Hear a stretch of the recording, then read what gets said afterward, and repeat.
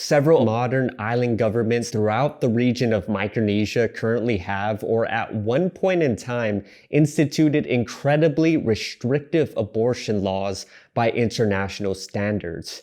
However, just a century ago, in the early 20th century, ethnographers and visitors widely documented that abortion was a cultural practice in every single major island group or cultural area in Micronesia, which includes the Marianas, Palau, Yap, Chuuk, Ponapean, Kosrae, Marshalls, Kiribati, Nauru, and Nukoru.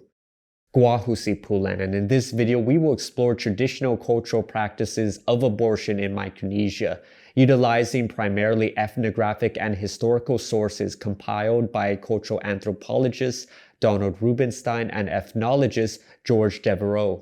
These sources make it clear that abortion was a widespread cultural practice throughout Micronesia before and at the time of European contact. There are generally 7 types of traditional abortion techniques, either used alone or in various combinations, practiced in Micronesia. Consumption of plant-based abortifacients, which is perhaps the most common abortion technique. Consumption of non-plant-based abortifacients. Massages. Strenuous physical activity. Physical penetration of the cervix by an instrument. Injury of the abdomen, and magical manipulations. The type and frequency of abortion techniques practiced largely depends on the island group. The reasons for abortion also varied, from preserving the body and youth, a lack of desire to have children, a custom, population control, desire to remain sexually active, and the burden of raising a child, among many other reasons. I will go through the major island groups and give some references to abortion and traditional abortion techniques for each of the corresponding island groups. Starting with the Marianas. The Marianas was the first group of islands in Oceania to be formally colonized by a European power, the Spanish, in the late 17th century. The Marianas is also the first island group in Oceania to have the earliest historical reference to abortion. 18th century historical sources reference Chamorros practicing abortion in response to Spanish colonization. From the sources, Chamorros had traditional knowledge of inducing abortions through some type of drink, most likely a plant-based abortifacient. The Chamorro attitude towards abortion was probably relaxed, especially in the context of the institutional concubinage system associated with bachelor houses. These sources indicate that sexual relations between young unmarried men and women in bachelor houses were freely engaged, and that this was a prestigious position for women. Naturally, many of these women became pregnant and likely practiced abortion. While there is no historical source explicitly indicating that women of the bachelor houses in the Marianas practice abortion, as the bachelor house system was eradicated early on by the Spanish, for they viewed it as the work of the devil. Ethnographic accounts of similar institutionalized concubinage bachelor house systems in Palau and Yap explicitly state that women of these houses regularly practice abortion, thus supporting the notion that Chamorro women also practice abortion in this cultural context. In the 19th century, the Spanish administration enacted formal punishments for abortion, likely the first of its kind in Oceania. Women who have deliberately aborted are both birched and put to hard labor. Despite these punishments, women were still deliberately aborting through drinking a plant-based beverage made up from the saps of certain grasses, which led to abortion 1 or 2 months before full term. In the early 20th century, ethnographic accounts indicate that women were still practicing abortion. Shizuo Matsuoka, a Japanese ethnographer, recorded that abortion is widespread in Saipan and detailed plant-based abortifacients. American anthropologist Laura Thompson summarized 4 plant-based abortifacient recipes in Guam. These 4 recipes involved grinding, boiling, or mixing certain herbs, roots, or bark into a brew to drink. In Palau, several abortion techniques were recorded: plant-based abortifacients, strenuous physical activity, massages, injury of the abdomen through deliberate jumps or falls from an elevated position, and penetration of the cervix by a sharp instrument. There even was a technique that included drinking at least a quart of soy sauce or alcohol to induce nausea, as it was believed that this will abort the fetus. As already discussed in the Marianas, Palau had institutionalized concubinage in bachelor houses, and writers have observed that women of these houses regularly practiced abortion. Among the Chuuk-speaking southwest islands of Palau, abortion was reportedly practiced through a decoction of pandanus roots. In Yap, early 20th century German ethnographers noted that abortion was practiced quite regularly by young women, and sometimes by married women, through massages and abortifacients. Reasons given for abortion include preserving the body and youth and the lack of desire to have children. One observer noted that abortion was seen as shameful, though we don't know how much Yapese societal attitudes towards abortion have already changed from the ongoing Christian missionization. Even then, abortion was not punished by traditional authorities in Yap. A few years after World War II, a research team from the Harvard Peabody Museum documented abortion techniques, which include magical manipulations, the consumption of boiled concentrated seawater to induce vomiting and severe cramps, and the penetration of the cervix with an instrument. Similar to the Marianas and Palau, young Yapese women in the bachelor houses seem to practice abortion the most. In Chuuk, early 20th century German ethnographers, as well as a post-World War II study, documented abortions. Abortion techniques include consumption of plant-based abortifacients, massages, injury of the abdomen through deliberate jumps from an elevated position, or the husband jumping up and down on the abdomen.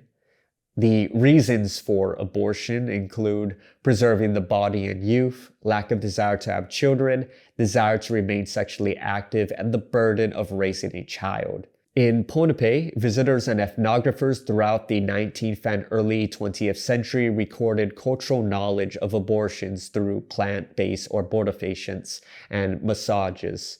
Reportedly, the abortion technique by massage was introduced to Ponapean from Kiribati.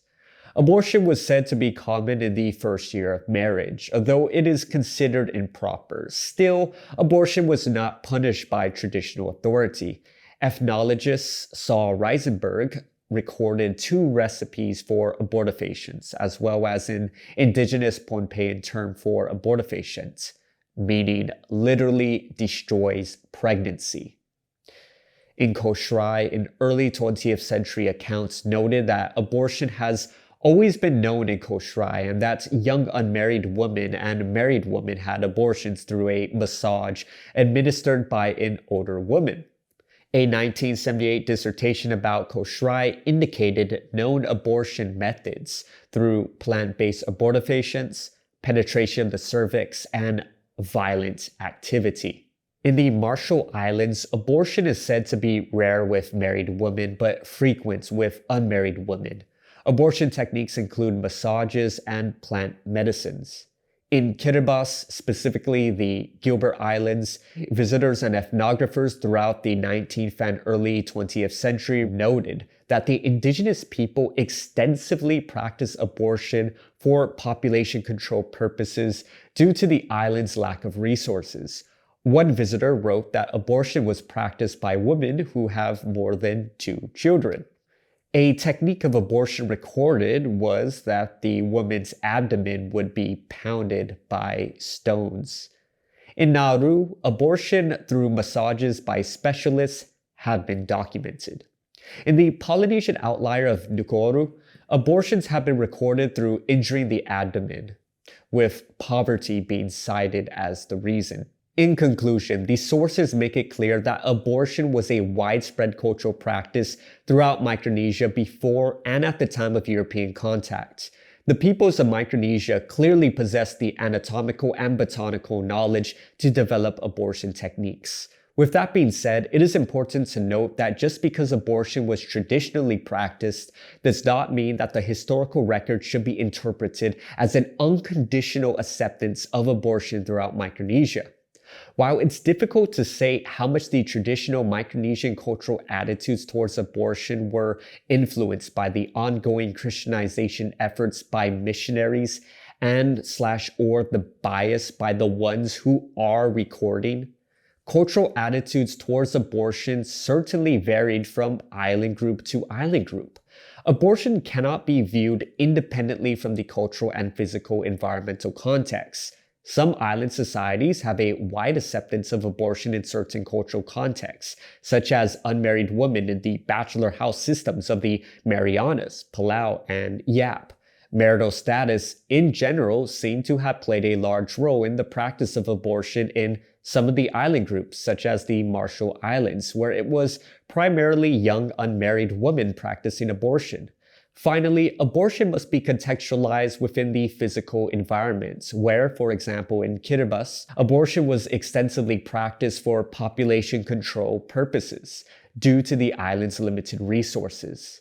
As anthropologist Donald Rubenstein puts it, even in Micronesian societies in which abortion was extensively practiced, the acceptance or approval of abortion was conditional and was related to the age and status of the woman and the nature of her sexual liaison. No Micronesian society embraced an ideology of either unconditional acceptance or absolute rejection of abortion or held a position of total ignorance of abortion techniques. With that being said, while the social attitudes that Micronesians had towards abortion before and at the time of European contact varied, what's clear is that these attitudes that Micronesians had towards abortion in the past were nowhere as oppositional as it is today, where modern island governments in Micronesia have instituted restrictive abortion laws by international standards, and social conservative Christian groups in Micronesia have opposed efforts to liberalize abortion laws. Furthermore, traditional societies in Micronesia were matrilineal, where lineage, clan membership, and status followed the descent of the woman rather than man. Thus, a woman's ability to abort would likely find greater cultural support from the traditional authority of the past rather than prohibited by the rational legal authority of modern island governments. If you liked and enjoyed the video, consider supporting me on Patreon so I can continue to produce more Pacific Studies contents. Like this video, subscribe to the channel, turn on all notifications, follow me on social media at Palauan Speaks. And a special Seduus Masi to Patreon supporters Puti'on and Pim Limtiaco. Seduus Masi for watching, Gua Husi Pulan, and Pulan has spoken. Esta.